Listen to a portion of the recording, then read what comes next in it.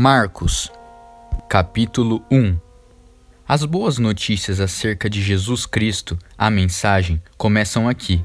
Seguindo ao pé da letra o livro do profeta Isaías, observem com atenção: enviei meu mensageiro adiante de vocês, ele preparará a estrada para vocês, trovão no deserto. Preparem-se para a chegada de Deus, tornem o caminho plano e reto.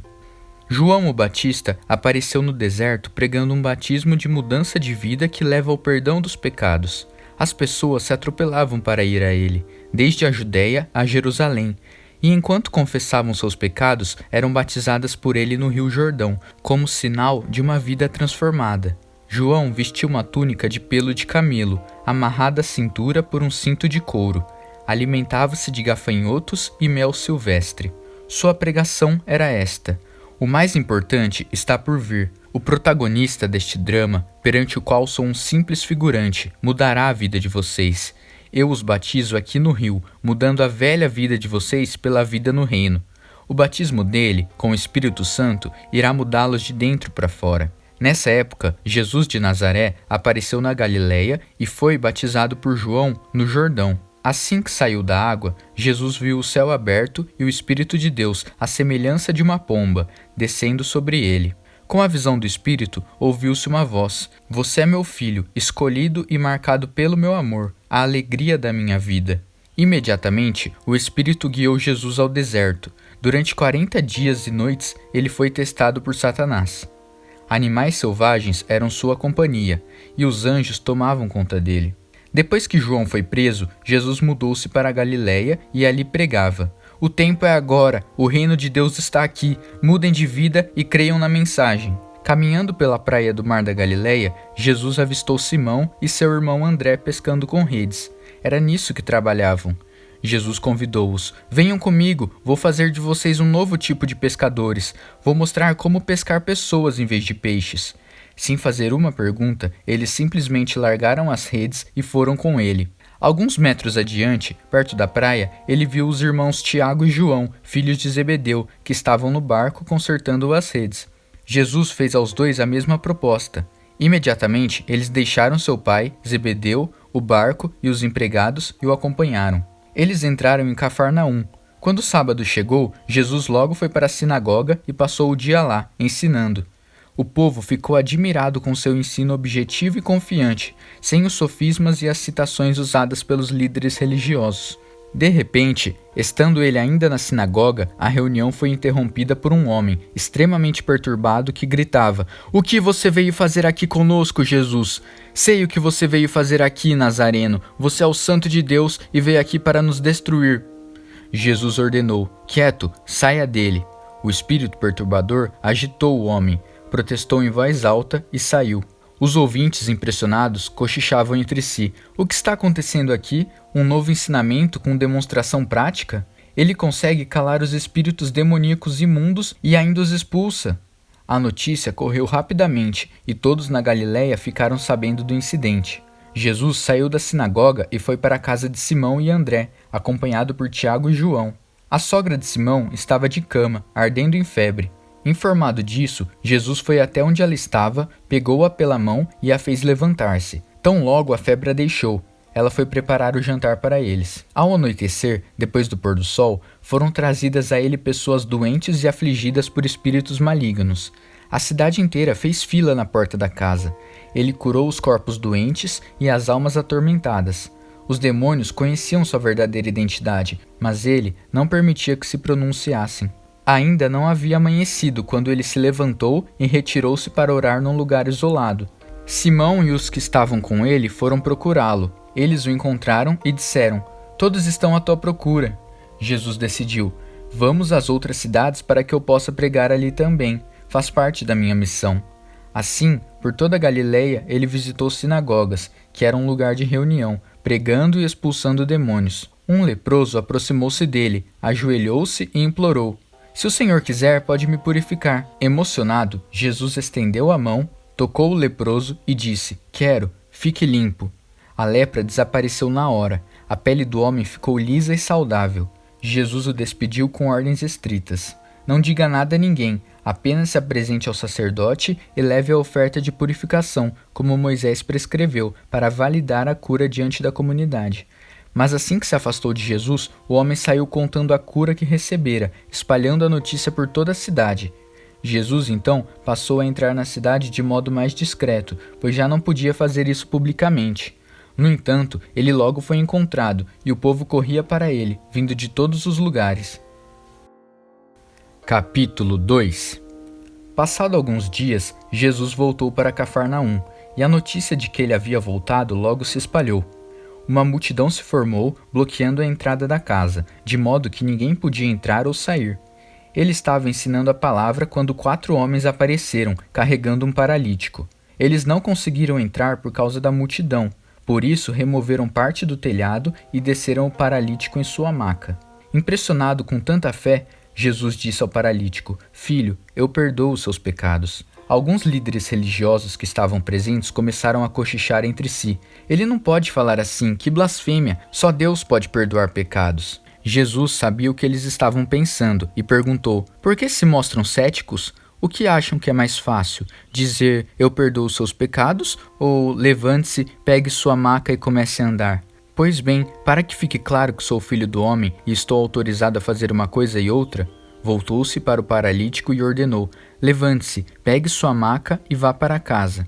E o homem assim fez, levantou-se, pegou sua maca e saiu andando diante de todos. Eles esfregaram os olhos, custando a acreditar no que viam, mas então louvaram a Deus. Nunca vimos nada igual. Jesus foi uma vez caminhar à beira-mar, e de novo uma multidão foi atrás dele, para ouvir seu ensino. Caminhando, ele viu Levi, filho de Alfeu, que era cobrador de impostos. Jesus convidou: venha comigo. Ele se levantou e passou a segui-lo. Mais tarde, Jesus e os discípulos estavam jantando na casa de Levi, e seus convidados eram pessoas de má reputação. Surpreendentemente, alguns deles se tornaram seguidores de Jesus. Os líderes religiosos e os fariseus, vendo Jesus na companhia daquela gente, foram tomar satisfação com os discípulos. Que exemplo ele está dando andando com essa gente desonesta e essa ralé? Jesus escutou a crítica e reagiu: quem precisa de médico? Quem é saudável ou quem é doente? Estou aqui para dar atenção aos de fora, não para mimar os da casa que se acham justos. Os discípulos de João e os discípulos dos fariseus tinham o costume de jejuar. Por isso, alguns foram perguntar a Jesus: por que os seguidores de João e os fariseus adotam a disciplina do jejum, mas os seus seguidores não? Jesus respondeu: numa festa de casamento, vocês não economizam no bolo nem no vinho, porque estão festejando. Depois poderão até precisar economizar, mas não durante a festa. Enquanto o noivo e a noiva estão com vocês, é tudo alegria. Depois que os noivos forem embora, o jejum pode começar. Ninguém joga água fria na fogueira enquanto tem gente em volta. Essa é a vinda do reino. Ele continuou: ninguém corta um cachecol de seda para remendar uma roupa velha. Usa-se um remendo que combine. Ninguém guarda vinho em garrafas rachadas. Num sábado, Jesus atravessava uma plantação de cereal. Enquanto caminhavam, os discípulos descascaram algumas espigas. Os fariseus reclamaram com Jesus: seus discípulos estão quebrando as regras do sábado. Jesus reagiu: é mesmo? Vocês nunca leram o que Davi e seus companheiros fizeram quando estavam com fome? Ele entrou no santuário e comeu o pão fresco do altar, na frente do sacerdote principal Abiatar, o pão santo que ninguém podia comer senão os sacerdotes, e o repartiu com os companheiros. Jesus acrescentou: o sábado foi feito para o nosso benefício, não somos escravos do sábado. O Filho do Homem não é escravo do sábado, é o Senhor dele. Capítulo 3. Depois disso, ele voltou à sinagoga e estava ali um homem que tinha uma das mãos aleijada. Os fariseus estavam de olho para ver se ele iria curá-lo, quebrando o sábado. Ele disse ao homem da mão aleijada: fique aqui, onde todos possam vê-lo. Então, ele perguntou aos presentes: que atitude é coerente com o sábado? Fazer o bem ou o mal? Ajudar as pessoas ou deixá-las sem ajuda? Ninguém disse nada. Ele os encarou um a um, indignado com a religiosidade inflexível deles, e então ordenou ao homem: estenda a mão. Ele a estendeu. Ela ficou perfeita. Os fariseus se retiraram imediatamente, discutindo como unir forças com os partidários de Herodes para acabar com Jesus. Jesus partiu com seus discípulos para o mar, só para sair dali. Mas uma multidão imensa foi atrás dele, gente da Galiléia, da Judéia, de Jerusalém, da Idumeia, da região próxima do Jordão e das vizinhanças de Tiro e Sidom. Um mundaréu de gente desejosa de conhecer ao vivo aquele de quem tanto tinham ouvido falar. Ele recomendou aos discípulos que tivessem um barco preparado, assim não seriam atropelados pela multidão. Pelo fato de ele haver curado muitas pessoas, todos os que sofriam de algum mal se acotovelavam para chegar o mais perto possível dele e tocá-lo. E no caso dos espíritos malignos, quando reconheciam, caíam e gritavam: "Você é o Filho de Deus!" Mas Jesus não dava atenção a eles, fazia-os calar, proibindo-os de dizer em público quem ele era. Ele subiu a uma montanha e convidou alguns para o acompanhar. Foram juntos e ali ele escolheu 12 e os designou apóstolos. Jesus os reuniu para enviá-los a proclamar a palavra. Também lhes daria autoridade para expulsar demônios. Os 12 são Simão, Jesus mais tarde chamou-o Pedro, que significa rocha, Tiago, filho de Zebedeu, João, irmão de Tiago. Jesus passou a chamar os irmãos Zebedeu de Boanerges, que significa filhos do trovão, André, Filipe, Bartolomeu, Mateus, Tomé, Tiago, filho de Alfeu, Tadeu, Simão, o Zelote, Judas Iscariotes, que o traiu. Jesus foi para casa e, como sempre, uma multidão se formou em volta. Era tanta gente pedindo ajuda que ele não tinha tempo nem para comer. Alguns parentes, informados da situação, foram tirá-lo de lá, até pela força, se necessário. Eles suspeitavam que Jesus estava perdendo o juízo. Os líderes religiosos de Jerusalém espalharam o boato de que ele estava praticando magia negra, fazendo truques diabólicos para impressionar o povo, mostrando poder espiritual. Jesus contestou a calúnia. Faz sentido um demônio lutar contra outro demônio? Satanás expulsaria o próprio Satanás? Uma família que vive brigando se desintegrará. Se Satanás expulsa Satanás, não irá se destruir? Acham que é possível, em plena luz do dia, entrar na casa de um homem forte e acordado e roubar seus bens sem amarrá-lo primeiro? Amarrem-no, e então poderão roubá-lo. Faço aqui uma advertência: não há nada dito ou feito que não possa ser perdoado. Mas, se vocês persistirem nas calúnias contra o Espírito Santo de Deus, estão deliberadamente rejeitando aquele que perdoa, rompendo relações com aquele que o sustenta. Ele fez essa advertência porque era acusado por eles de ter ligação com o maligno. Naquele momento, sua mãe e seus irmãos apareceram. Estando do lado de fora, mandaram um recado dizendo que queriam falar com ele. Ele estava cercado pela multidão quando recebeu o recado. Sua mãe e seus irmãos estão lá fora à sua procura. Jesus respondeu: Quem vocês acham que são minha mãe e meus irmãos? Olhando ao redor para cada um dos que estavam sentados à sua volta, ele declarou: Estão bem aqui na frente de vocês. Estes são minha mãe e meus irmãos. Mais vale a obediência que laços de sangue. Quem faz a vontade de Deus é meu irmão, irmã e mãe. Capítulo 4. Ele voltou a ensinar à beira da praia. A multidão que se formou em torno dele era tão grande que ele entrou num barco perto da praia e assentou-se. Jesus usou o barco como púlpito, enquanto o povo se acotovelava perto da água. Ele ensinava por meio de histórias, muitas histórias. Ouçam, o que vocês acham? Um agricultor estava semeando. Enquanto fazia seu trabalho, algumas sementes caíram pelo caminho e aves as comeram. Outras caíram no meio dos pedregulhos. Brotaram rapidamente, mas não aprofundaram raízes. Com o calor do sol, secaram tão rapidamente quanto haviam brotado. Outras ainda caíram no meio das ervas daninhas. As sementes chegaram a brotar, mas foram sufocadas. Nenhuma sobreviveu. Por fim, algumas, porém, caíram em boa terra e floresceram, produzindo uma colheita que superou todas as expectativas. Vocês estão entendendo? Quando eles ficaram sozinhos, os que eram mais chegados a ele, além dos 12, pediram que ele explicasse a história. Ele disse: Vocês têm o privilégio de conhecer melhor o reino de Deus. Conhecem as suas verdades, mas para aqueles que ainda não podem ver, tudo é dito por meio de histórias, a fim de guiá-los a discernimentos mais profundos. Essas pessoas são assim. Seus olhos estão abertos, mas não veem nada. Seus ouvidos estão abertos, mas não entendem uma palavra. Recusam-se a voltar para Deus para receber perdão. Ele continuou: Entenderam o objetivo da história? Todas as minhas histórias têm o mesmo propósito. O agricultor planta a palavra. Alguns são como a semente que cai à beira do caminho. Assim que ouvem a palavra, Satanás arranca o que foi plantado neles. Outros são como a semente que cai no meio dos pedregulhos. Ouvem a palavra e a recebem com grande entusiasmo, Mas, assim como a palavra não cria raízes, a emoção passa ou surge alguma dificuldade, não sobra nada.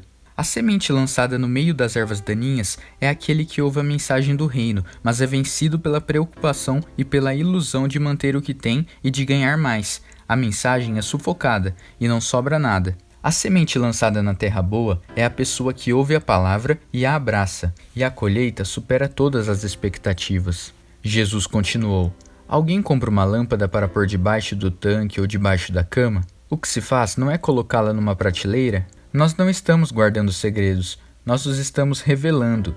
Não estamos escondendo nada, mas tornando público. Vocês estão entendendo? Ouçam bem o que estou dizendo. Fiquem atentos quando algum espertalhão ensinar que vocês podem vencer na vida por vocês mesmos. Dar é o caminho, não ganhar. Generosidade produz generosidade. A avareza empobrece. Então Jesus disse: o reino de Deus é como sementes lançadas num campo por um homem. Ele vai dormir e se esquecer do que fez. A semente brota e cresce, mas ele nem imagina como isso ocorre. A terra dá conta de tudo, sem a ajuda dele. Primeiro o caule, depois a espiga e por fim o grão. Quando o grão está maduro, ele o colhe. É o tempo da colheita. Como podemos descrever o reino de Deus?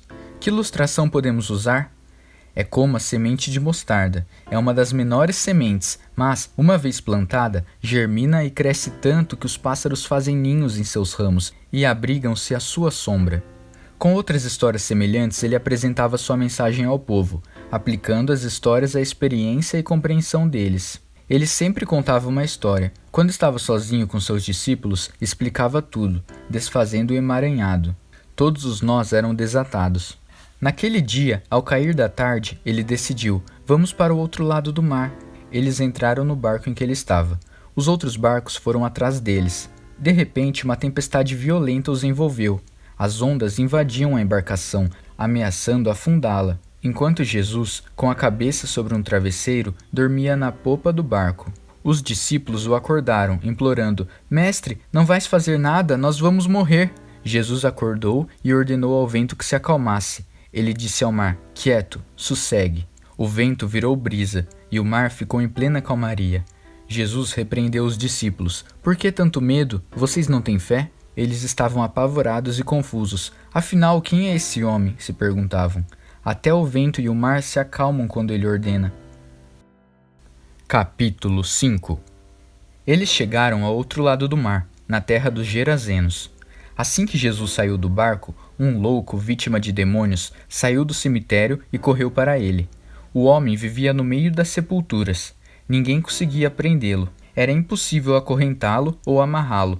Ele fora amarrado muitas vezes com cordas e correntes, mas quebrava as correntes e arrebentava as cordas. Ninguém era forte o bastante para subjugá-lo. Noite e dia vagava entre as tumbas e pelas colinas, gritando e cortando o próprio corpo com pedras pontiagudas. Quando ele viu Jesus, correu na direção dele e curvou-se reverentemente. Depois rugiu em protesto: o que queres comigo, Jesus, filho de Deus Altíssimo? Em nome de Deus, não me perturbes. Jesus havia ordenado ao espírito maligno: fora, saia deste homem. Jesus perguntou: diga-me seu nome. Ele respondeu: meu nome é Multidão, pois somos muitos. Em desespero, implorou a Jesus que não o expulsasse daquela região. Uma grande manada de porcos estava pastando numa colina perto dali. Os demônios então suplicaram a Jesus: manda-nos para os porcos, permita que vivamos neles. Jesus permitiu, mas aos porcos aconteceu pior do que ao homem. Enlouquecidos, correram, pularam de um penhasco, caíram no mar e se afogaram. Aterrorizados, os que cuidavam dos porcos saíram em disparada e contaram o incidente na cidade e na região. Todos queriam ver de perto o que havia acontecido. Eles encontraram Jesus e viram o louco assentado, usando roupas decentes e em perfeita saúde, não mais como alguém fora do juízo. Os que haviam presenciado a cena contaram aos outros o que aconteceram ao endemoniado e aos porcos. No princípio, os curiosos ficaram impressionados. Depois, ficaram revoltados por causa dos porcos que haviam perdido e imploraram a Jesus que saísse dali e nunca mais voltasse. Jesus estava indo para o barco, e o homem que fora liberto dos demônios pediu para acompanhá-lo, mas o mestre não permitiu. Em vez disso, aconselhou-o: vá para casa, para seu povo. Conte-lhes o que o mestre, num gesto de misericórdia, fez por você. O homem voltou e na área das 10 cidades dava testemunho do que Jesus havia feito por ele. Ele se tornou o assunto da cidade. Após a travessia, uma imensa multidão formou-se à beira-mar. Um dos líderes da sinagoga, chamado Jairo, foi falar com Jesus. Ajoelhou-se diante dele e suplicou: "Minha filhinha está à beira da morte. Vem comigo e imponha as mãos sobre ela para que melhore." Jesus foi com ele, e a multidão inteira os acompanhou, apertando-o e empurrando-o. Uma mulher que estava sofrendo de hemorragia havia 12 anos ouviu falar de Jesus. Muitos médicos haviam tratado dela, mas sem sucesso. Levaram todo o seu dinheiro e a deixaram pior que antes. Ela esgueirou-se por trás dele e tocou sua roupa. Ela pensava: basta eu tocar em sua roupa para ficar boa. No momento em que o tocou, a hemorragia parou. Ela pôde sentir a mudança. Sabia que estava livre daquele mal. No mesmo instante, Jesus sentiu que dele saíra poder. Voltou-se para a multidão e perguntou: "Quem tocou minha roupa?" Os discípulos disseram: "Como assim? A multidão empurra e aperta de todo lado e o Senhor quer saber quem o tocou?" Mas ele insistiu, olhando ao redor para ver quem o tocara. A mulher, sabendo o que havia acontecido e que o havia tocado, tremendo de medo, ajoelhou-se diante dele e contou toda a história. Jesus lhe disse: "Filha, você se arriscou por causa da sua fé e agora está curada. Tenha uma vida abençoada, seja curada da sua doença." Enquanto ele ainda falava, algumas pessoas chegaram da casa do líder da sinagoga e informaram: "Sua filha morreu, para que continuar incomodando o mestre?" Ouvindo o que diziam, Jesus tranquilizou o homem: "Não dê atenção a eles, apenas confie em mim." Ele não permitiu que ninguém fosse com ele, exceto Pedro, Tiago e João. Entraram na casa, abrindo caminho entre os fofoqueiros, sempre ávidos por uma novidade, e pelos vizinhos, que haviam trazido comida. Jesus foi ríspido com eles. "Por que todo esse falatório e essa choradeira sem sentido? A criança não está morta, está dormindo." As pessoas na casa zombavam dele, achando que ele não sabia o que estava dizendo. Contudo, Jesus dispensou todos eles, chamou o pai e a mãe da criança e seus companheiros, e entrou no quarto da menina. Segurando a mão dela, ordenou: "Talita cumi", que significa: "Menina, levante-se." Ela se levantou e começou a andar. A menina tinha 12 anos de idade. Os pais, obviamente, não continham a alegria, mas Jesus deu ordens estritas para que não contassem nada a ninguém e ordenou: "Deem a ela alguma coisa para comer." Capítulo 6. Quando partiu dali, Jesus voltou para sua cidade. Seus discípulos o acompanharam. No sábado, ele começou a ensinar na sinagoga. Os ouvintes ficaram impressionados. "Ele é muito bom", comentavam. "De onde vem tanta sabedoria, tanta capacidade?" perguntavam-se. Não demorou muito, porém, já estavam falando mal dele. "Ora, ele é apenas um carpinteiro, o filho de Maria. Nós o conhecemos desde menino. Conhecemos também seus irmãos, Tiago, José, Judas e Simão, e suas irmãs. Quem ele pensa que é?" Mesmo sem conhecê-lo direito, eles o desprezavam. Jesus declarou: "Um profeta só não é importante em sua terra e em sua família, nas ruas em que brincou quando criança." Jesus não pôde fazer muita coisa ali. Impôs as mãos sobre uns poucos doentes e os curou, nada mais. Não pôde vencer a resistência deles. Assim, decidiu visitar as outras cidades, ensinando o povo. Jesus convocou os 12 e enviou-os em dupla. Deu-lhes autoridade e poder para enfrentar a oposição maligna, além das seguintes instruções: "Não pensem que precisarão de muito equipamento para cumprir a missão. Vocês são o equipamento. Nada de depender do dinheiro. Sejam simples. Nada de hospedagem de luxo. Hospedem-se num lugar simples e contentem-se com isso. Se não forem bem recebidos e se não os ouvirem, retirem-se sem estardalhaço, sem fazer cena. É hora de dar de ombros e continuar o caminho." Então eles partiram, em alegre tom de urgência. Anunciaram uma mudança radical de vida. Por onde passaram, expulsaram demônios e levaram saúde aos doentes, ungindo o corpo e curando a alma. Herodes tinha conhecimento de tudo isso, porque o nome de Jesus estava na boca de todo mundo. O rei dizia: "Esse deve ser João, o Batista, que voltou dos mortos, por isso é capaz de fazer milagres." Outros discordavam: "Não, é Elias." Outros ainda opinavam: "É um profeta, exatamente como os profetas dos tempos antigos."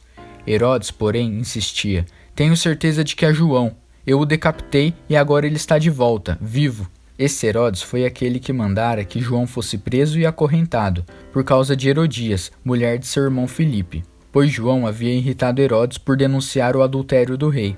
Fervendo de raiva, ela queria matá-lo, mas não ousou fazê-lo porque Herodes respeitava João. Convencido de que ele era um homem santo, o rei dispensava-lhe um tratamento especial. Sempre que o ouvia, sentia-se culpado. Mesmo assim, apreciava a palavra de João. Entretanto, chegou um dia especial, o aniversário de Herodes. Ele convidou toda a elite da Galileia, toda a nobreza. A filha de Herodias entrou no salão do banquete e dançou para os convidados. Ela encantou Herodes e todos os convidados. O rei disse à moça: "Peça-me qualquer coisa, darei o que você quiser."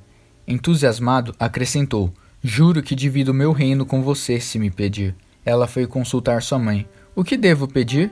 "Peça a cabeça de João, o Batista", foi a resposta. Empolgada, ela correu até o rei e pediu: "Quero a cabeça de João o Batista numa bandeja, e quero agora."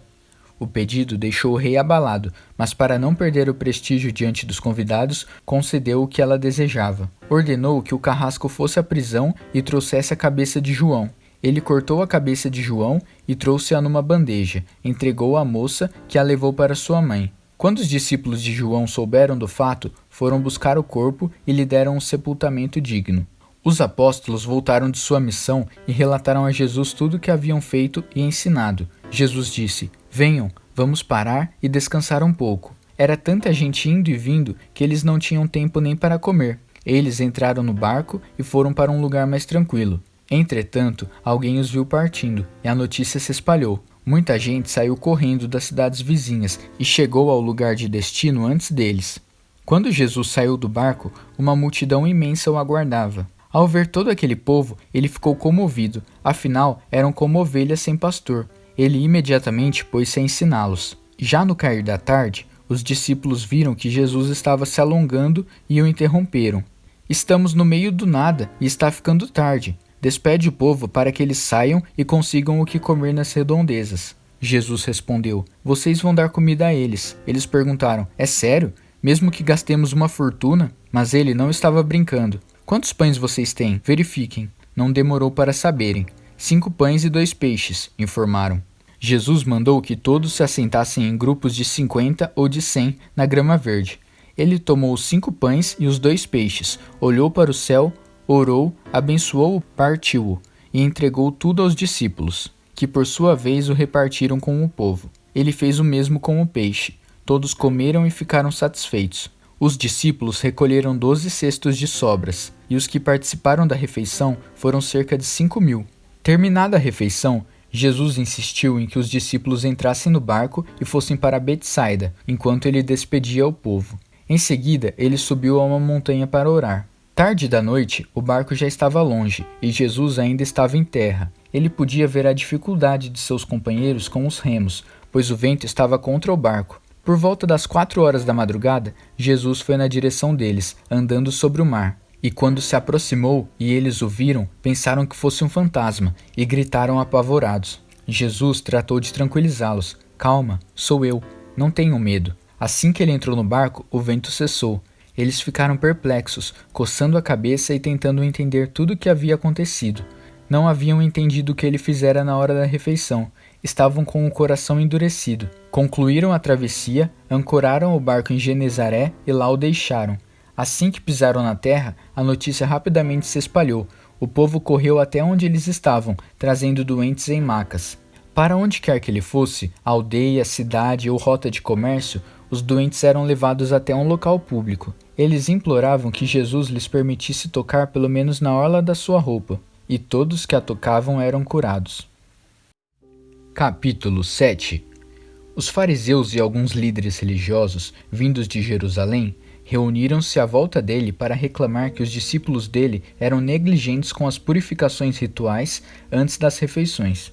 Os fariseus, e judeus em geral, jamais participariam de uma refeição sem primeiro proceder ao ritual da lavagem das mãos, principalmente se tivessem chegado da feira, para não mencionar como limpavam canecas, panelas e outras vasilhas. Os fariseus e os líderes religiosos perguntaram: por que seus discípulos desrespeitam as leis, fazendo as refeições sem lavar as mãos? Jesus reagiu: Isaías estava certo a respeito de enganadores como vocês. Ele acertou em cheio. Esse povo faz um grande show dizendo as coisas certas, mas o coração deles não está nem aí para o que dizem. Fazem de conta que me adoram, mas é tudo encenação.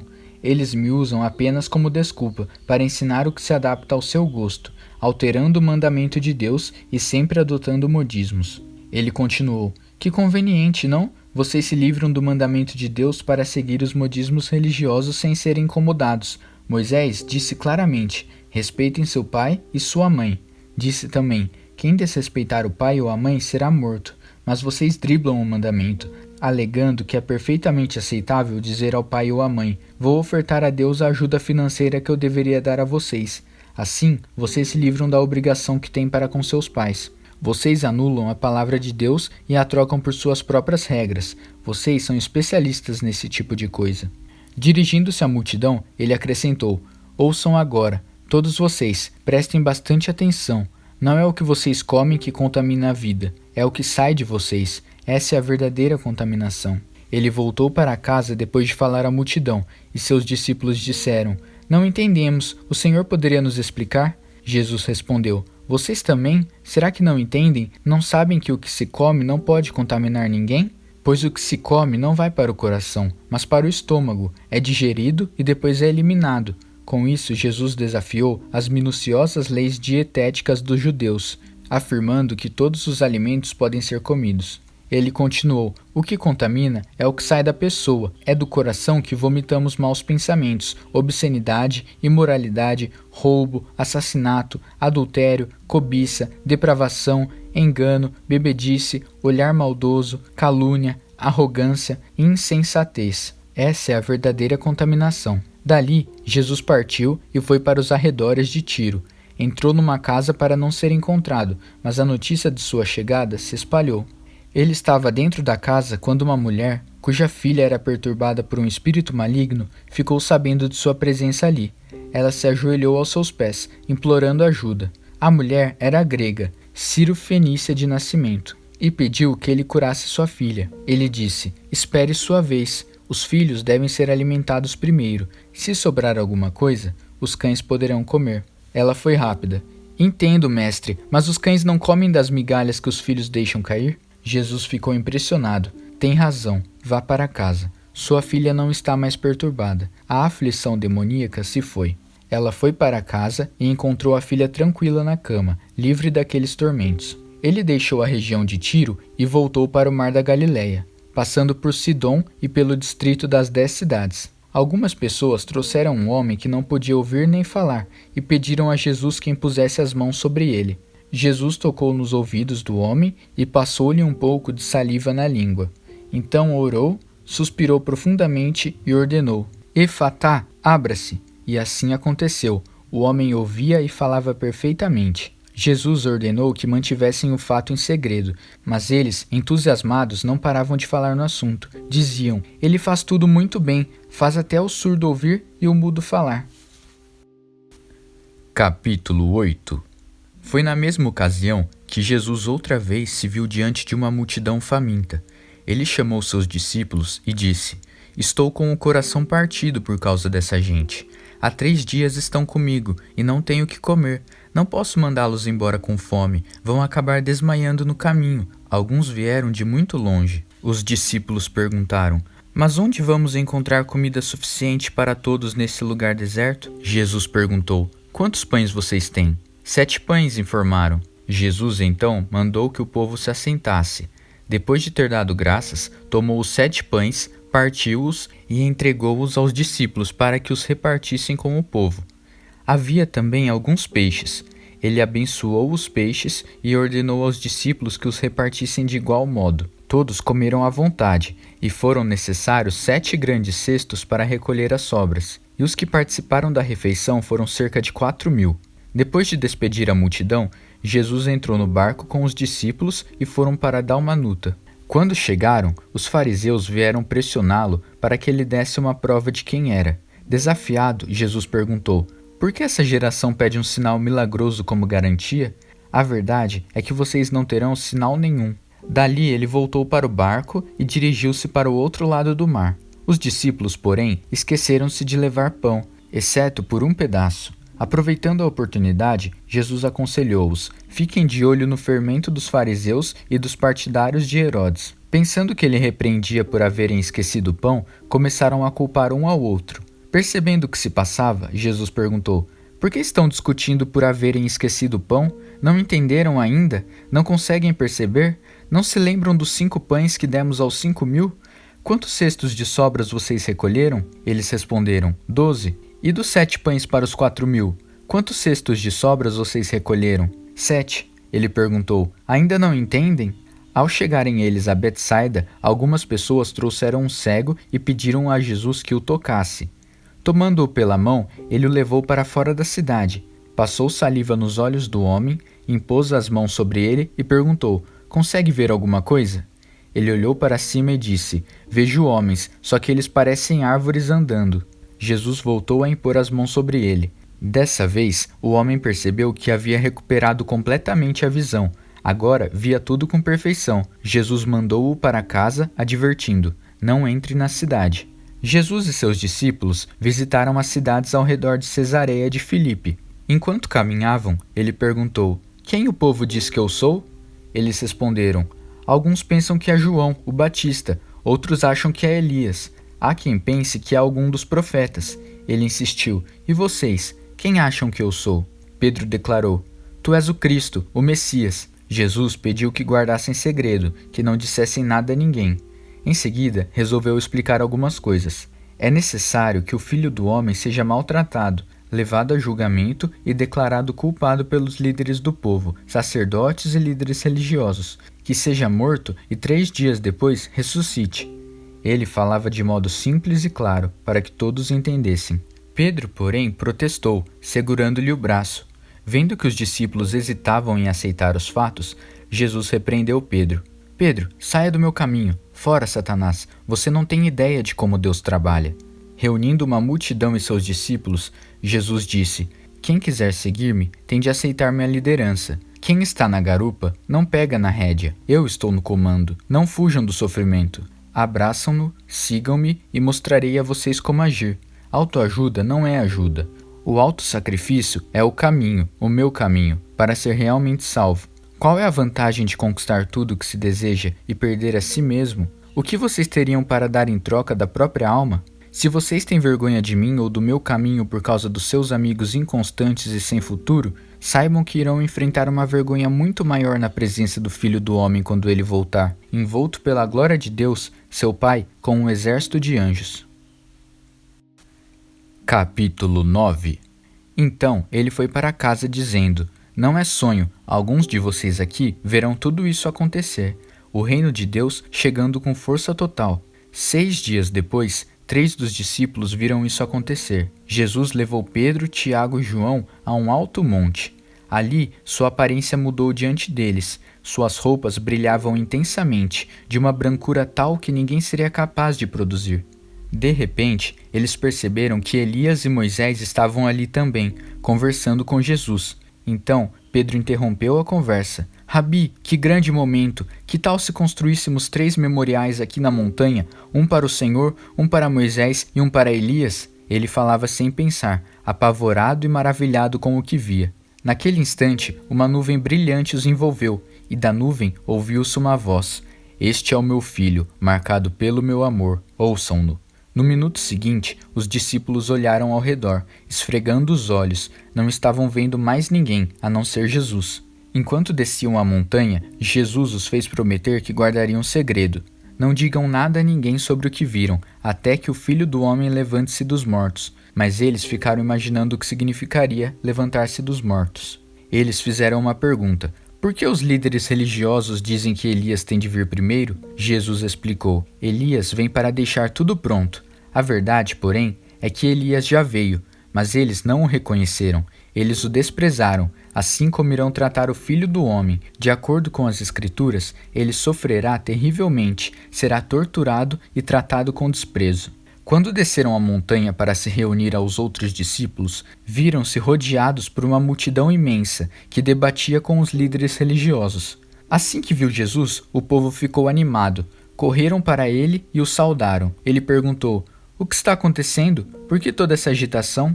Um homem da multidão respondeu: Mestre, eu trouxe meu filho, que foi deixado mudo por um demônio. Toda vez que o demônio se apossa dele, joga-o ao chão. O menino baba, range os dentes e fica rígido como uma tábua. Falei com teus discípulos esperando que o libertassem, mas não puderam. Jesus suspirou, inconformado. Mas que geração! Vocês não conhecem Deus? Até quando vou ter de aguentar esse tipo de coisa? Quantas vezes ainda vou ter de passar por isso? Tragam o menino aqui. Eles o trouxeram. Quando o demônio viu Jesus, apossou-se do menino, que ficou babando e se contorcendo no chão. Jesus perguntou ao pai do menino: há quanto tempo isso acontece? Desde que era pequeno. Muitas vezes o demônio o joga no fogo ou no rio para matá-lo. Se o Senhor puder fazer alguma coisa, tenha misericórdia e nos ajude. Jesus disse: se eu puder, tudo é possível para quem tem fé. Assim que Jesus disse essas palavras, o pai do menino exclamou: eu creio, mas me ajude a vencer as minhas dúvidas. Percebendo que a plateia ficava cada vez maior, Jesus deu ordens expressas ao espírito maligno. Espírito mudo e surdo, eu ordeno, sai dele e não volte. Com muito estardalhaço, o espírito saiu. O menino estava pálido como um defunto, de modo que as pessoas começaram a dizer: ele está morto. Mas tomando-o pela mão, Jesus o levantou. O menino ficou em pé. Depois que chegaram a casa, os discípulos perguntaram a Jesus: por que não podemos expulsar o demônio? Ele respondeu: não há outro meio de se livrar desse tipo de demônio a não ser com oração. Saindo dali, viajaram pela Galiléia. Jesus não queria que ninguém soubesse do seu paradeiro, pois queria ensinar seus discípulos. Ele anunciou: o Filho do Homem está para ser traído por gente que não quer nada com Deus. Eles o matarão, mas 3 dias depois ele aparecerá, vivo. Eles não sabiam do que ele estava falando, mas tinham medo de perguntar. Eles foram para Cafarnaum. Já em casa, ele perguntou: o que vocês discutiam pelo caminho? O silêncio foi constrangedor, porque eles estavam discutindo sobre quem deles era o maior. Ele se assentou, chamou os 12 e disse: saibam que quem quiser ser o primeiro, ficará por último e será servo de todos. Ele pôs uma criança no meio da sala e, pegando-a nos braços, disse: quem recebe uma dessas crianças, como eu estou fazendo, recebe-me também. Mais que isso, recebe o próprio Deus que me enviou. Então João disse a Jesus: Mestre, vimos um homem usando teu nome para expulsar demônios e o impedimos, porque ele não é do nosso grupo. Jesus reprovou-os: não o impeçam, ninguém pode usar meu nome para fazer algo bom e poderoso e no momento seguinte afastar-se de mim. Se ele não é inimigo, é aliado. Qualquer um que lhes der um copo de água em meu nome está do nosso lado, e Deus levará isso em conta. Mas quem prejudicar esses que são como crianças, intimidando-os ou tirando proveito da simplicidade deles, logo irá desejar nunca ter feito isso. Seria melhor jogar-se no meio do mar com uma pedra amarrada ao pescoço. Se sua mão ou seu pé os atrapalha na caminhada com Deus, é melhor cortá-los e jogá-los fora. É preferível viver mutilado ou aleijado do que ter 2 mãos e 2 pés que o levem para a fornalha de fogo eterno. Se seu olho desvia sua atenção de Deus, arranque-o e jogue-o fora. É preferível viver com apenas um olho do que ter uma visão perfeita no fogo do inferno. Todos, cedo ou tarde, irão passar por um fogo purificador, mas vocês serão preservados das chamas eternas. Por isso, preservem-se, vivam sempre em paz. Capítulo 10. Dali, ele foi para a região da Judéia, do outro lado do Jordão. Como sempre, uma multidão o acompanhava, e ele punha-se a ensiná-los. Um dia, os fariseus vieram provocá-lo. É permitido a um homem divorciar-se de sua esposa? Jesus perguntou: o que Moisés determinou? Eles responderam: Moisés deu permissão que o marido a mandasse embora, dando-lhe uma certidão de divórcio. Jesus disse: Moisés deu esse mandamento apenas como concessão ao coração duro de vocês.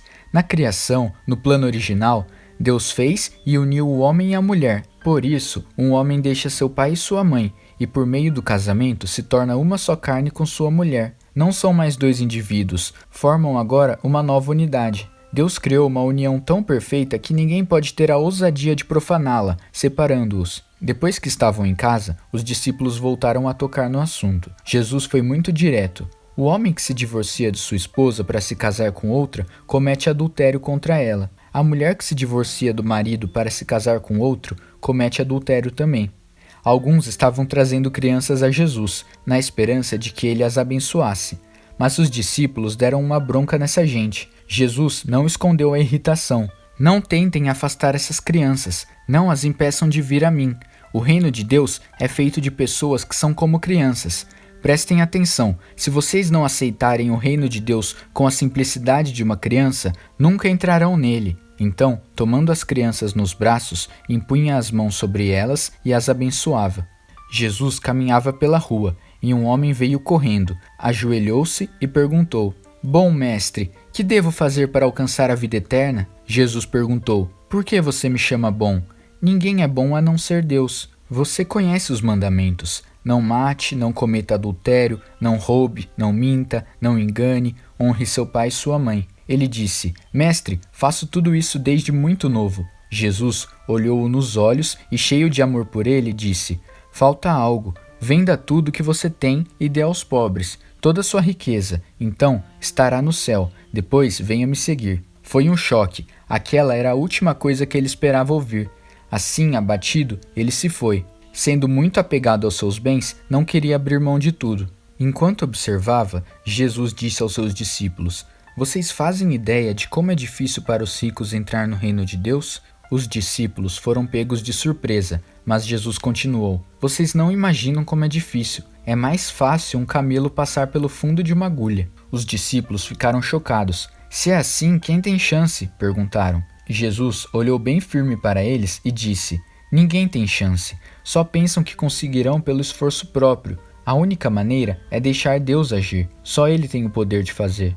Pedro então lhe disse: Nós deixamos tudo para te seguir. Jesus disse: Guardem isto. Ninguém que sacrifique casa, irmãos, irmãs, mãe, pai, filhos, propriedades, seja o que for, por minha causa e por causa da mensagem, sairá perdendo.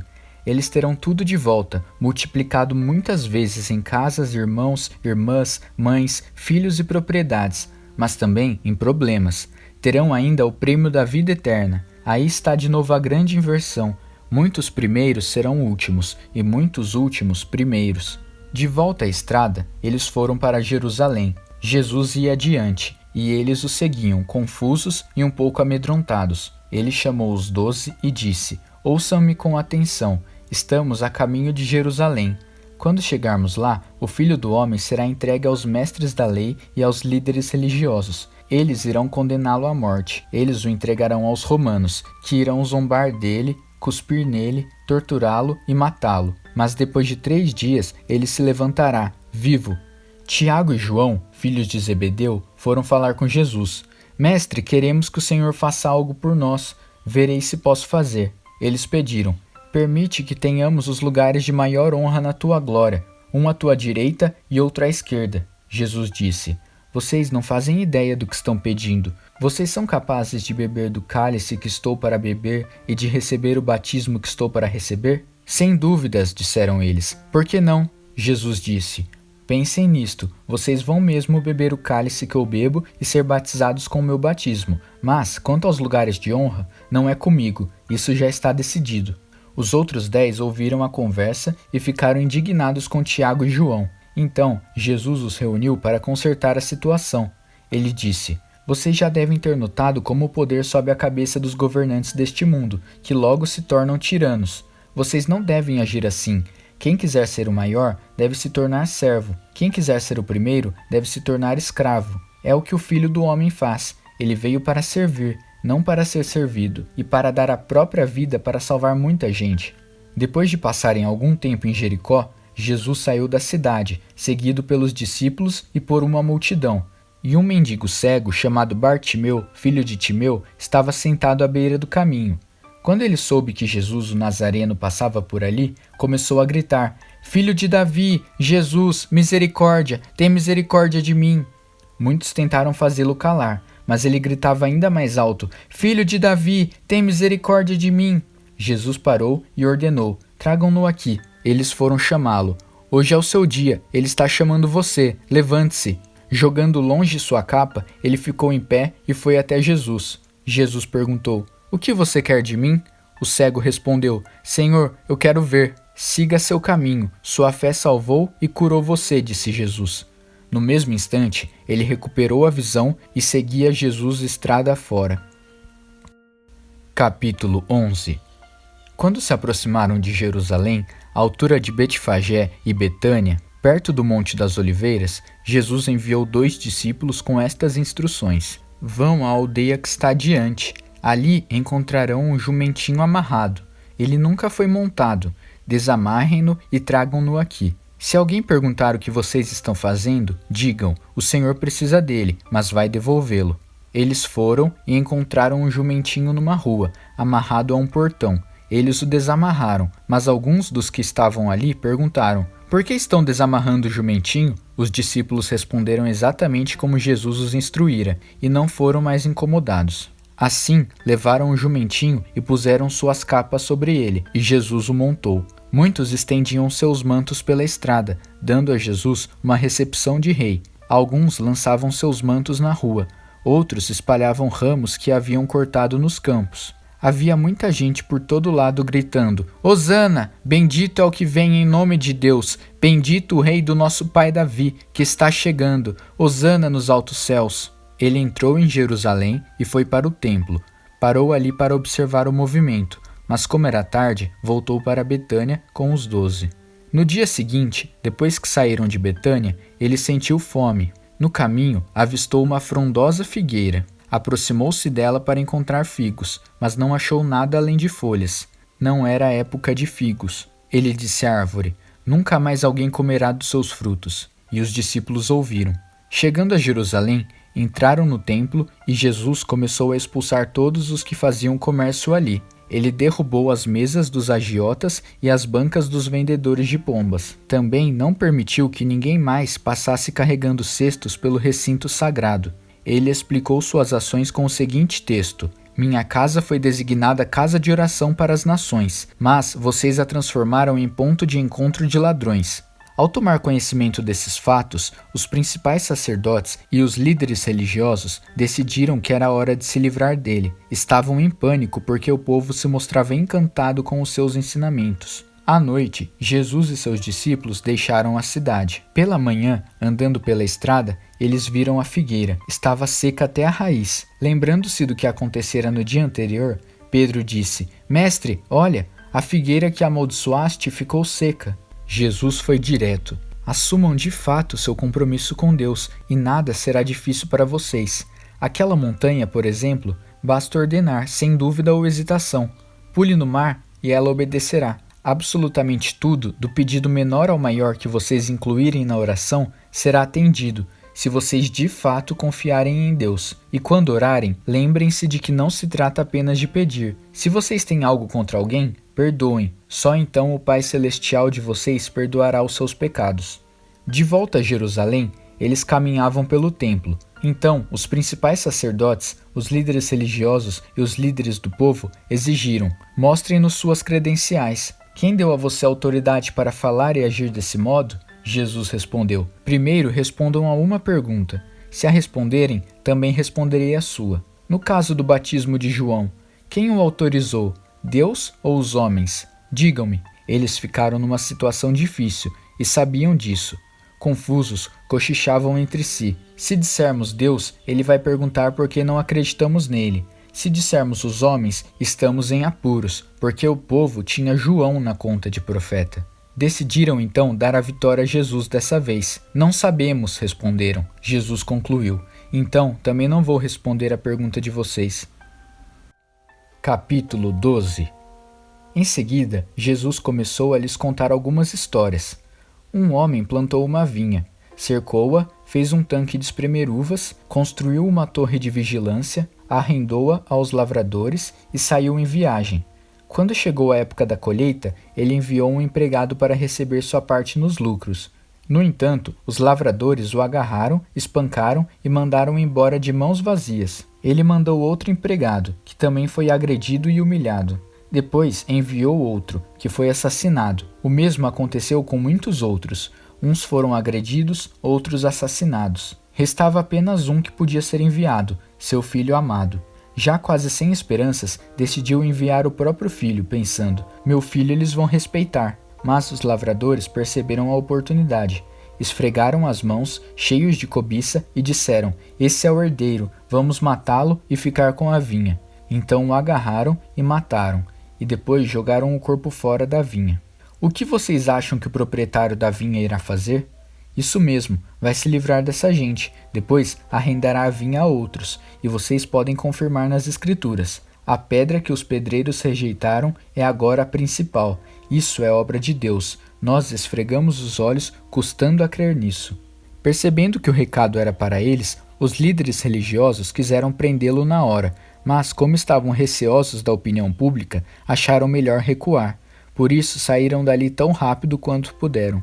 Os mesmos líderes enviaram alguns fariseus e partidários de Herodes, certos de que iriam incriminá-lo. Eles disseram: Mestre, conhecemos a sua integridade, sabemos que o Senhor não se importa com a opinião popular, não explora seus discípulos e ensina o caminho de Deus com muito zelo.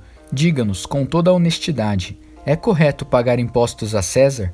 Jesus percebeu de imediato a malandragem e disse: Qual a razão desse joguinho?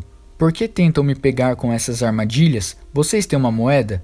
Deixem-me vê-la. Eles lhe entregaram uma moeda. Quem é este que aparece na moeda?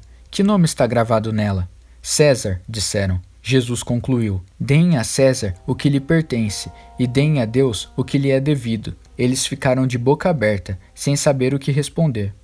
Alguns saduceus, o grupo que nega a ressurreição, perguntaram a Jesus: Mestre, Moisés escreveu que se um homem morre sem filhos, o irmão dele é obrigado a se casar com a viúva e ter filhos com ela. Pois bem, havia 7 irmãos. O primeiro casou-se e morreu sem filhos. O segundo casou-se com a viúva. Ele morreu, mas também não teve filhos. O mesmo aconteceu com o terceiro. De fato, os 7 se casaram com ela, mas nada de filhos. Por fim, a mulher morreu. A pergunta é esta: na ressurreição, de quem ela será a esposa? Afinal, ela foi casada com cada um deles. Jesus respondeu: Vocês estão raciocinando errado, e vou dizer por quê. Primeiro, não conhecem as Escrituras. Segundo, não sabem como Deus atua. Depois da ressurreição, o casamento já não mais existirá. Assim como os anjos, toda a nossa atenção estará em Deus. Com respeito à ressurreição dos mortos, vocês nunca leram as Escrituras? Vejam que Deus, de dentro da sarça, disse a Moisés: Eu sou, não eu era. O Deus de Abraão, o Deus de Isaque e o Deus de Jacó. O Deus vivo é o Deus dos vivos, não dos mortos. Portanto, vocês não sabem de nada. Um dos líderes religiosos, depois de acompanhar os debates e perceber como Jesus era incisivo em suas respostas, fez uma pergunta: Qual é o mais importante de todos os mandamentos? Jesus respondeu: O primeiro em importância é o seguinte: Ouça, Israel, o Senhor seu Deus é único. Ame o Senhor seu Deus com toda a paixão, toda a fé, toda a inteligência e todas as forças. E o segundo é: ame o próximo como a você mesmo. Não há nenhum outro mandamento que se compare a esses. Um líder religioso disse: Que resposta maravilhosa, mestre! Tão lúcida e precisa. Deus é único e não há outro. Devemos amá-lo com toda a paixão, inteligência e forças, e amar ao próximo como a nós mesmos. Isso é melhor que qualquer oferta ou sacrifício. Quando Jesus percebeu como aquele homem era sábio, comentou: Você está quase lá, quase no reino de Deus. A partir daquele momento, ninguém mais ousou fazer perguntas a Jesus. Enquanto ensinava no templo, Jesus perguntou: Como podem os líderes religiosos ensinar que o Messias é filho de Davi, quando todos sabemos que Davi, inspirado pelo Espírito Santo, disse: Deus disse ao meu Senhor: Assente-se aqui ao meu lado direito, até que eu faça dos seus inimigos um descanso para os pés. Davi declara que o Messias é seu mestre. Como pode então o Messias ser também seu filho? A multidão estava maravilhada com o que ouvia. Ele continuou a ensinar: Cuidado com os líderes religiosos. O prazer deles é ostentar títulos acadêmicos, receber elogios publicamente, desfrutar posições de destaque e assentar-se nos lugares principais durante o serviço religioso. Além disso, o tempo todo eles exploram os fracos e indefesos. Quanto mais oram, pior fica a situação deles. Mas no fim, eles irão pagar por tudo isso. Assentado atrás de um gasofilácio, ele observava o povo depositar dinheiro na hora da coleta. Os ricos faziam ofertas vultuosas, mas uma viúva pobre aproximou-se e ofertou 2 pequenas moedas, uns míseros centavos. Jesus chamou os discípulos em particular e comentou: A verdade é que essa viúva pobre deu uma oferta maior que a dos demais. Todos os outros deram do que não precisavam. Ela fez uma extravagância, algo que não podia fazer. Deu tudo o que possuía. Capítulo 13. Jesus saía do templo, quando um dos discípulos chamou sua atenção. Mestre, olha essas pedras, essas construções. Jesus disse: Vocês estão impressionados com essa arquitetura grandiosa? Tudo isso será um monte de ruínas, até a última pedra. Mais tarde, enquanto ele estava sentado no Monte das Oliveiras, num local de onde podia avistar o templo, Pedro, Tiago, João e André foram conversar com ele. Quando essas coisas vão acontecer? Que sinal teremos de que tudo caminha para um desfecho? Jesus explicou: Cuidado com os falsos profetas do fim dos tempos. Muitos líderes com identidade falsa alegarão: Eu sou o Messias. Eles vão enganar muita gente. Quando ouvirem falar de guerras e ameaças de guerras, não entrem em pânico. Serão notícias comuns, não um sinal do fim. Haverá cada vez mais guerras entre as nações e conflitos entre os líderes. Em vários lugares haverá terremotos e fome, mas tudo isso é nada comparado com o que está por vir. Fiquem atentos, pois vocês serão levados aos tribunais, e tudo irá de mal a pior. Vocês serão torturados, e todos perseguirão os que levam o meu nome. Vocês serão postos como sentinelas da verdade. A mensagem tem de ser pregada em todo o mundo. Quando traírem vocês e os levarem aos tribunais, não se preocupem com o que dizer. Quando chegar o momento, digam o que estiver no coração. O Espírito Santo dará testemunho por intermédio de vocês. Haverá irmãos matando irmãos, pai matando filho, filho matando os pais. Todos odiarão vocês por causa do meu nome. Fiquem firmes, isso é necessário. Fiquem firmes até o fim. Vocês não ficarão desamparados, pois serão salvos. Estejam preparados para fugir quando virem a besta da profanação estabelecida onde nunca deveria estar. Quem lê não terá dificuldade de entender o que estou falando. Quando isso acontecer, se vocês estiverem na Judéia naquele tempo, corram para as colinas. Se estiverem trabalhando no quintal, não voltem para buscar nada em casa. Se estiverem no campo, não voltem para buscar agasalhos. As grávidas e as que amamentam sofrerão mais. Orem para que isso não aconteça no inverno. Serão dias difíceis. Nada parecido aconteceu desde que Deus fez o mundo, nem depois haverá. Se esses dias de aflição seguissem o curso normal, ninguém suportaria, mas, por causa dos escolhidos de Deus, a aflição será encurtada. Se alguém anunciar: Aqui está o Messias, ou apontar: Lá está ele, não caiam nessa. Falsos messias e pregadores mentirosos surgirão aos montes. Suas credenciais impressionantes e seus deslumbres espetáculos, se possível, iludiriam até os escolhidos de Deus. Fiquem atentos, pois eu os avisei com antecedência. Após aqueles tempos difíceis, o sol perderá o seu brilho, a lua ficará nublada, as estrelas cairão do céu e os poderes cósmicos sofrerão abalo. Então, todos irão ver o Filho do Homem chegar em grande estilo. Seu esplendor encherá o céu, ninguém deixará de ver. Ele enviará seus anjos, que ajuntarão os escolhidos de Deus dos 4 cantos da terra, desde os lugares mais distantes. Aprendam a lição da figueira. Quando percebem que ela começou a florescer e verdejar, vocês sabem que o verão está chegando. O mesmo acontecerá com vocês. Quando virem os sinais, saberão que não demorará muito. Levem isso a sério. Não estou me dirigindo apenas às gerações futuras, mas a vocês também. Esta era continua até que todas essas coisas aconteçam. O céu e a terra vão desaparecer, mas as minhas palavras jamais. Querem saber o dia e a hora? A verdade é que ninguém sabe, nem os anjos do céu, nem mesmo o Filho, só o Pai. Portanto, fiquem atentos, pois vocês não sabem o momento exato. É como um homem que vai viajar e deixar a casa sob responsabilidade dos empregados, cada qual com uma tarefa, e põe o porteiro para vigiar. Portanto, permaneçam em seu posto, vigiando. Vocês não sabem a que horas o dono da casa vai voltar, de noite, à meia-noite, ao cantar do galo ou pela manhã. Vocês não vão querer que ele apareça sem aviso e os encontre dormindo no posto. Por isso, reforço a advertência: permaneçam em seus postos, vigiem. Capítulo 14. Dali a 2 dias começaria a festa da Páscoa, com 8 dias de duração, e a festa dos pães sem fermento.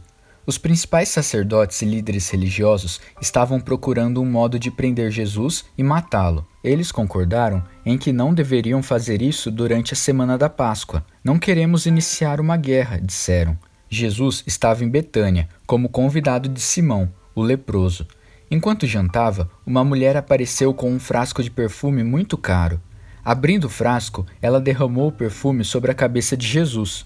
Alguns convidados ficaram indignados. Que desperdício! Esse perfume poderia ser vendido pelo valor do salário de 1 ano e o dinheiro distribuído entre os pobres. Eles fuzilavam a mulher com os olhos. Jesus, porém, disse: Deixem-na em paz. Por que vocês a incomodam? Ela acaba de fazer algo tão maravilhoso para mim. Os pobres estarão sempre aí, todos os dias, mas eu não. Sempre que quiserem, poderão fazer algo por eles, mas não para mim. Ela fez o que pôde, quando pôde. Ungiu meu corpo para o sepultamento. Tenho certeza de uma coisa: em qualquer lugar do mundo em que a mensagem for pregada, o que ela fez aqui será lembrado e admirado. Então Judas Iscariotes, um dos 12, procurou o sacerdote principal, determinado a trair Jesus. Eles mal podiam acreditar no que ouviam e lhe prometeram uma boa recompensa. Ele ficou apenas esperando o momento certo de entregá-lo. No primeiro dia da festa dos pães sem fermento, dia de preparar o sacrifício da Páscoa, os discípulos perguntaram a Jesus: Onde queres que preparamos a ceia da Páscoa? Ele orientou 2 dos discípulos: Vão para a cidade. Um homem com um jarro de água encontrará vocês. Sigam-no. Perguntem ao proprietário da casa em que ele entrar. O mestre quer saber em qual aposento ele poderá comer a ceia da Páscoa com seus discípulos. O homem mostrará a vocês uma sala no 2º andar, espaçosa, limpa e arrumada. Façam ali os preparativos. Os discípulos foram para a cidade, e tudo aconteceu como ele lhes dissera. Eles prepararam ali a refeição pascal. Depois do pôr do sol, ele chegou com os 12. Quando estavam à mesa, Jesus disse: Tenho algo difícil, mas importante a dizer. Um de vocês me trairá, alguém que neste momento come comigo. Chocados, começaram a dizer, um após o outro: Eu não. Ele respondeu: É um dos 12, alguém que come sempre comigo. O Filho do Homem sofrerá a dor da traição, já prevista nas Escrituras. Até aí, nenhuma surpresa, mas ai do traidor do Filho do Homem, melhor que ele nunca tivesse nascido. Durante a refeição, depois de tomar o pão e abençoá-lo, Jesus o partiu, deu aos discípulos e disse: Tomem, isso é o meu corpo. Tomando o cálice e dando graças a Deus, entregou a eles também, e todos beberam. Ele disse: Isso é o meu sangue, a nova aliança de Deus, derramado em favor de muitos. Não beberei vinho outra vez até o dia em que eu beber no reino de Deus. Então eles cantaram um hino e foram para o Monte das Oliveiras. Jesus alertou-os: Por causa do que vai acontecer comigo, vocês irão se dispersar. Isso é para cumprir um texto das Escrituras que diz: Vou ferir o pastor e as ovelhas ficarão desorientadas. Mas depois que eu ressuscitar, irei adiante de vocês para a Galiléia. Mas Pedro, todo afoito, declarou: Ainda que todo mundo fuja, eu não fugirei. Jesus respondeu: Não tenha tanta certeza. Ainda esta noite, antes que o galo cante 2 vezes, você vai me negar 3 vezes. Pedro protestou, falando sem pensar: Ainda que eu tenha de morrer contigo, jamais te negarei. Todos os outros disseram o mesmo. Então eles foram para um jardim chamado Getsêmani. Jesus disse aos discípulos: Fiquem aqui enquanto vou orar mais adiante.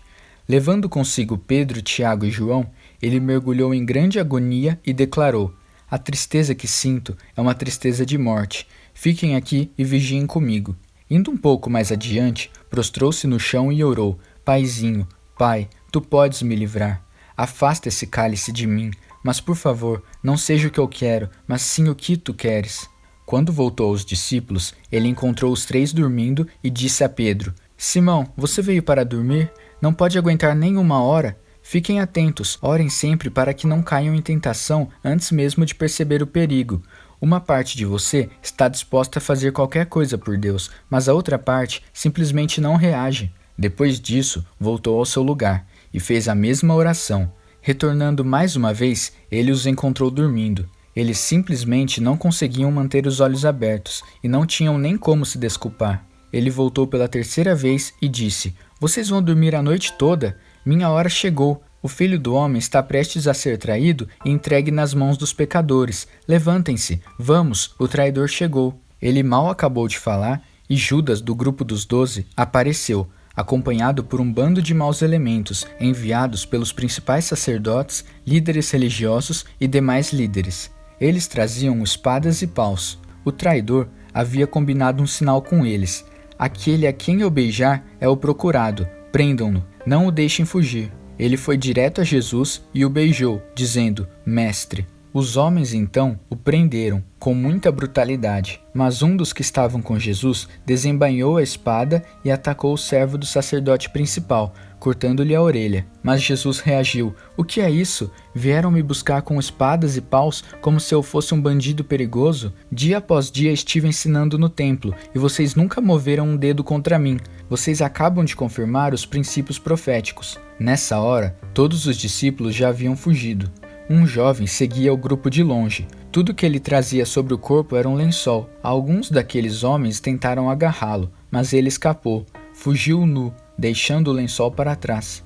O grupo que prendeu Jesus levou-os ao sacerdote principal, que estava reunido com os principais sacerdotes, líderes do povo e líderes religiosos. Pedro seguira a uma distância segura. Quando chegaram ao pátio do sacerdote principal, ele se misturou com os servos e foi se aquecer perto da fogueira. Os principais sacerdotes, conspirando com o concílio judaico, tentavam achar acusações contra Jesus para condená-lo à morte. Não encontraram nada. Muitos davam falso testemunho, mas um depoimento contradizia o outro. Alguns homens apareceram com essa história. Nós o ouvimos dizer: vou derrubar o templo construído com tanto esforço, e em 3 dias construirei outro, sem ao menos erguer a mão. Mesmo assim, não havia plena concordância entre os relatos.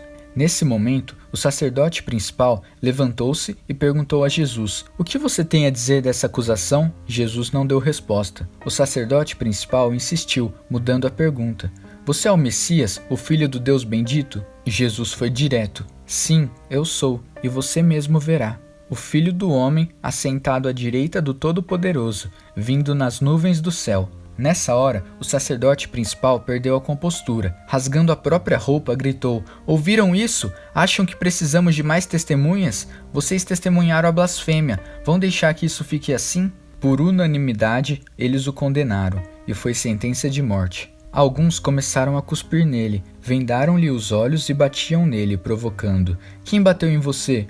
Profetize! Os guardas levaram-no dali, sem interromper o espancamento.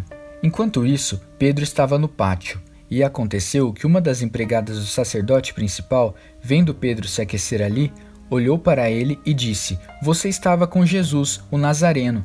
Mas ele negou: Não sei do que você está falando. Quando ele passou pelo pórtico, um galo cantou. A moça apontava para ele e dizia aos que estavam por ali: Ele é um deles, tenho certeza. E Pedro negou mais uma vez. Pouco depois, as pessoas ali começaram a insistir: Você tem de ser um deles, está na cara que você é galileu.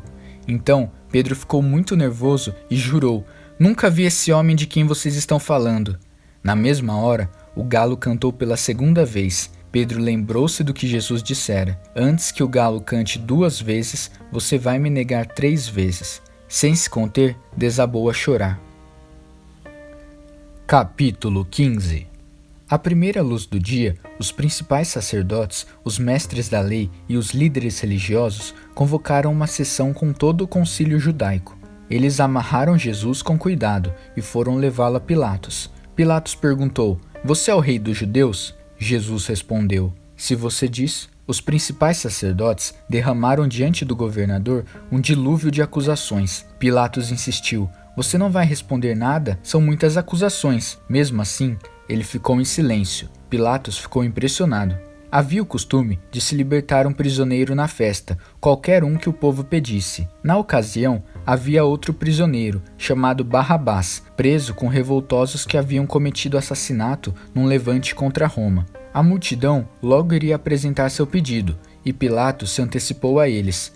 Vocês querem que eu liberte o rei dos judeus? O governador sabia que fora por pura inveja que os sacerdotes haviam entregado Jesus. No entanto, os principais sacerdotes haviam orientado a multidão para que pedissem a libertação de Barrabás. Mas Pilatos perguntou: Então o que farei com este homem que vocês chamam rei dos judeus? Eles gritaram: Crucifique-o! Pilatos objetou: Mas por qual crime? Contudo, eles gritavam ainda mais alto: Crucifique-o! Pilatos atendeu ao pedido da multidão, libertou Barrabás e entregou Jesus para ser açoitado e crucificado. Os soldados levaram Jesus ao palácio, chamado Pretório, e reuniram uma tropa inteira. vestiram-no com um manto de púrpura e puseram uma coroa de espinhos na cabeça dele. Então começou a zombaria. Viva o rei dos judeus! Eles lhe batiam na cabeça com um bastão, cuspiam nele e se ajoelhavam diante dele, como se o reverenciassem. Quando cansaram das chacotas, tiraram-lhe o manto de púrpura e o vestiram de novo com as suas roupas. Então o levaram para crucificá-lo. Um homem estava passando, de volta do trabalho, Simão de Cirene, pai de Alexandre e Rufo. Eles o obrigaram a carregar a cruz de Jesus. Os soldados levaram Jesus ao Gólgota, que significa Colina da Caveira. Ofereceram-lhe vinho misturado com mirra para aliviar a dor, mas ele não aceitou. Então o pregaram na cruz. Depois fizeram um sorteio para ver quem ficaria com suas roupas. Jesus foi crucificado às 9 horas da manhã. A acusação, o rei dos judeus, foi escrita numa placa. Com ele, crucificaram 2 criminosos, um à direita e outro à esquerda. Os que passavam caçoavam, sacudindo a cabeça e ironizando. Você alegou que poderia destruir o templo e reconstruí-lo em 3 dias. Mostre agora seu poder. Salva-se. Se você é mesmo o Filho de Deus, desça da cruz. Os principais sacerdotes e os líderes religiosos também estavam ali, misturados ao povo, divertindo-se e zombando de Jesus. Ele salvou os outros, mas não pode se salvar? Ele é mesmo o Messias, o rei de Israel? Então desça da cruz e todos nós acreditaremos em você. Até os que estavam crucificados com ele participavam da zombaria. Então, do meio-dia às 3 da tarde, toda a terra ficou na escuridão. Cerca das 3 horas da tarde, Jesus gritou bem alto: Eloi, Eloi, lama sabachthani, que quer dizer: meu Deus, por que me abandonaste? Alguns dos que viram aquilo o ouviram e disseram: ele está chamando Elias. Um deles correu, pegou uma esponja mergulhada em vinagre e ergueu-a numa haste, e deu de beber a Jesus, e disse: vamos ver se Elias vem para tirá-lo daí. E depois de um grito de dor, Jesus deu seu último suspiro. Naquele instante, a cortina do templo rasgou-se ao meio, de alto a baixo. Quando o capitão da guarda viu que Jesus já não respirava mais, exclamou: ele era o Filho de Deus. Algumas mulheres observavam à distância, entre elas Maria Madalena, Maria, mãe do jovem Tiago e de José, e Salomé. Quando Jesus estava na Galileia, elas o seguiam e serviam, e tinham vindo com ele para Jerusalém. Mais tarde, sendo o dia da preparação, isto é, a véspera do sábado, apareceu José de Arimateia, membro respeitado do concílio judaico. Ele aguardava com expectativa a vinda do reino de Deus. Enchendo-se de coragem, procurou Pilatos e pediu o corpo de Jesus. Pilatos duvidou que ele tivesse morrido tão rapidamente e mandou o capitão verificar se Jesus estava de fato morto. Com a garantia do capitão, ele entregou o corpo a José. José havia comprado um lençol de linho. Depois, envolveu o corpo e o depositou no túmulo, que havia escavado na rocha. Pôs uma grande pedra na entrada. Maria Madalena e Maria, mãe de José, observaram o sepultamento. Capítulo 16. Passando o sábado, Maria Madalena, Maria, mãe de Tiago e Salomé, trouxeram especiarias para embalsamar Jesus. Na manhã de domingo, assim que o sol raiou, elas foram ao túmulo. Estavam preocupadas e diziam umas às outras: quem irá rolar a pedra do túmulo para nós? Ao chegar, elas descobriram que a pedra já havia sido rolada. Era uma pedra muito grande. Elas se aproximaram e viram um jovem vestido de branco assentado à direita. Ficaram muito assustadas.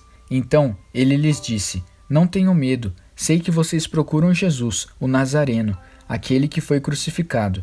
Ele ressuscitou, não está mais aqui. Vejam vocês mesmas que o lugar está vazio. Agora podem ir. Digam aos discípulos dele e a Pedro que ele vai adiante de vocês para a Galileia. Vocês o verão lá, exatamente como ele disse. Elas saíram o mais rápido que puderam, nervosas e um tanto atordoadas. Amedrontadas, não disseram nada a ninguém. Depois de ressuscitar, Jesus apareceu bem cedo, na manhã de domingo, para Maria Madalena, a quem havia libertado de 7 demônios. Ela procurou os antigos companheiros na fé, chorando, e deu a notícia a eles. Quando ouviram que ele estava vivo e que ela o tinha visto, não acreditaram nela. Mais tarde, ele apareceu de forma diferente a 2 deles que caminhavam pelo campo. Eles voltaram e contaram aos demais, mas estes também não acreditaram no relato. Depois disso, quando os 11 estavam jantando, ele apareceu e os repreendeu severamente pela incredulidade. pois se recusavam a acreditar nos que o tinham visto ressuscitado. Então ele ordenou: saiam pelo mundo, vão a toda parte e anunciem a mensagem, com as boas notícias de Deus para todos. Quem crer e for batizado está salvo. Quem se recusar a crer está condenado. Estes são alguns dos sinais que acompanharão os que crerem. Eles vão expulsar demônios em meu nome, falar em novas línguas, pegarem serpentes e até beber veneno sem que nada lhes aconteça. Também vão impor as mãos sobre os enfermos e curá-los. Então o Senhor Jesus, depois de orientá-los, foi levado ao céu e assentou-se ao lado de Deus, no lugar da mais alta honra. Os discípulos saíram por toda parte pregando. O Senhor trabalhava com eles, confirmando a mensagem com provas inquestionáveis.